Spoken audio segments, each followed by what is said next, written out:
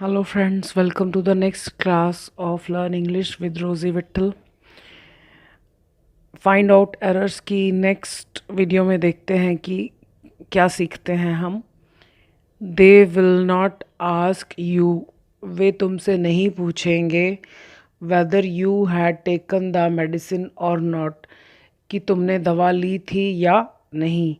There is no mistake in this sentence.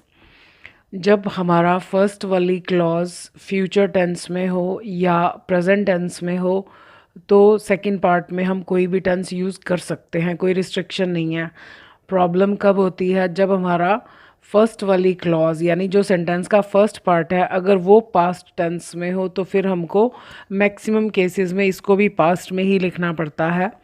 सो यहाँ पर there is no mistake. और जब और नॉट चॉइस पूछी जाती है तो वेदर ही यूज़ होता है कंजंक्शन के रूप में. So they will not ask you whether you had taken the medicine or not. Little he knew that the beggar was none other than his lost brother. मतलब लिटिल होता ना के बराबर. नहीं जानता था वो कि वो जो भिखारी है वॉज नन अदर, कोई नहीं था, अदर दैन सिवाय उसके खोए हुए भाई के, यानी और कोई नहीं.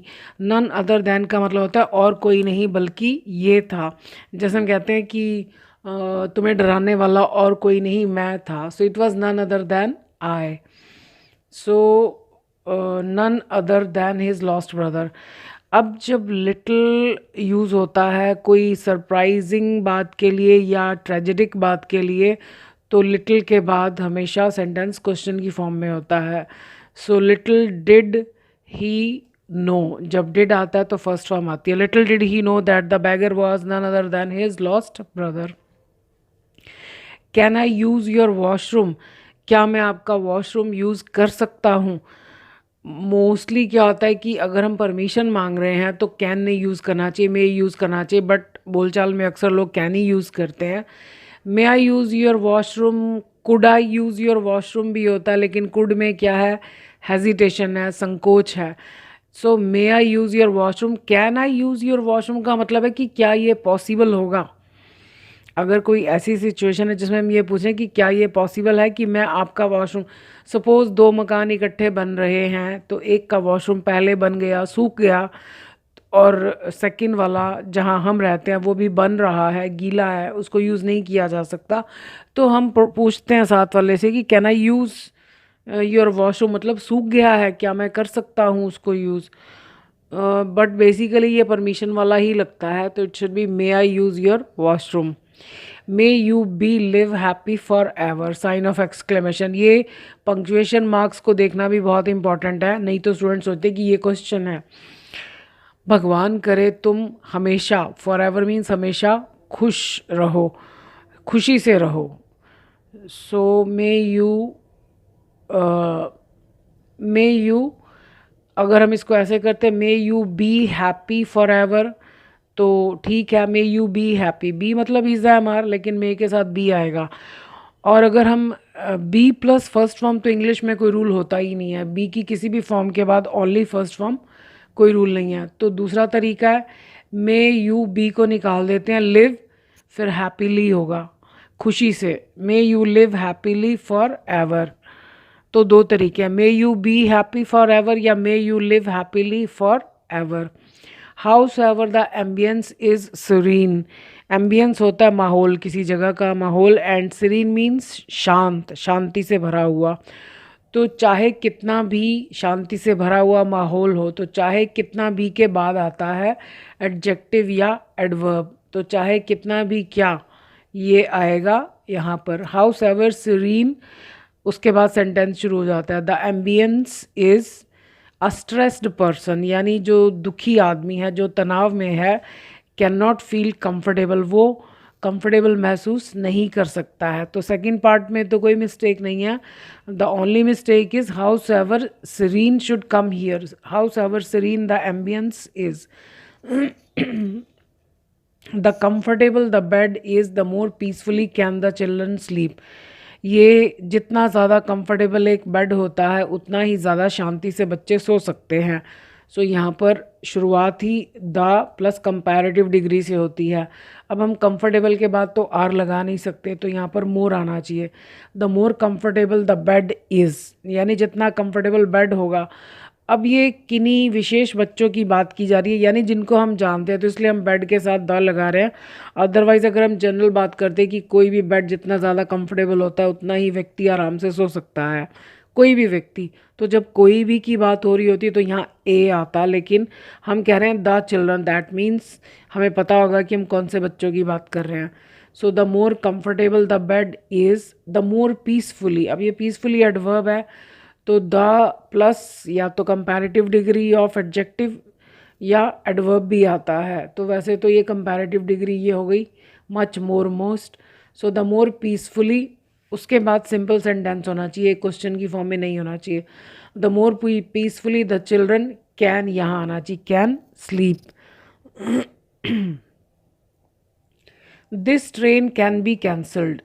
कैन हमेशा इसकी खासियत बताने के लिए आता है कि ये जो है इस काम को कर सकता है। ये खासियत इसी में ही है, सब में नहीं हो सकती। तो ये खासियत नहीं है कि ट्रेन कैंसिल हो सकती है, यानी अगर खासियत नहीं है तो फिर पॉसिबिलिटी की बात हो रही है। सकता है के लिए दो ही वर्ड्स यूज़ होते हैं, या तो मे या कैन। तो यहाँ पर we should be using may. This train may be cancelled.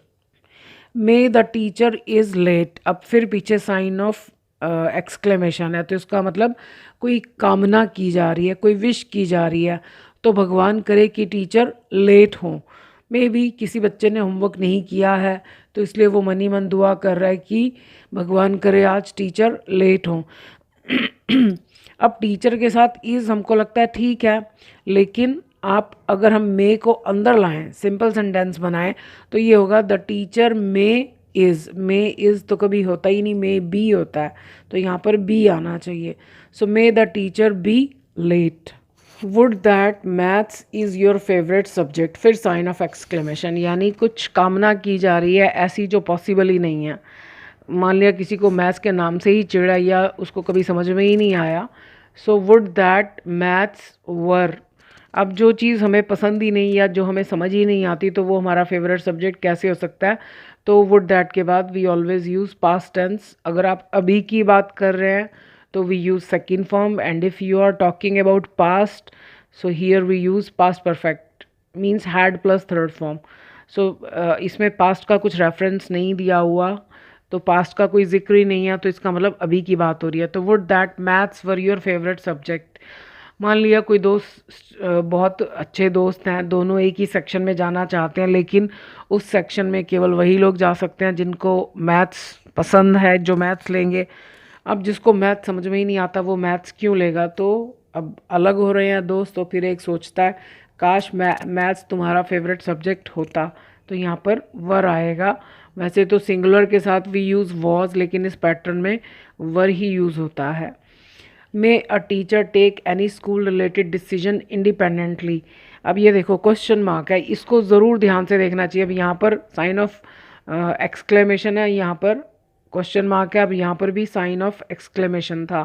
तो यानी ये क्वेश्चन है, क्या एक टीचर ले सकता है कोई भी स्कूल रिलेटेड, स्कूल से संबंधित फैसला इंडिपेंडेंटली, मीन्स स्वतंत्र रूप से, बिना किसी से पूछे।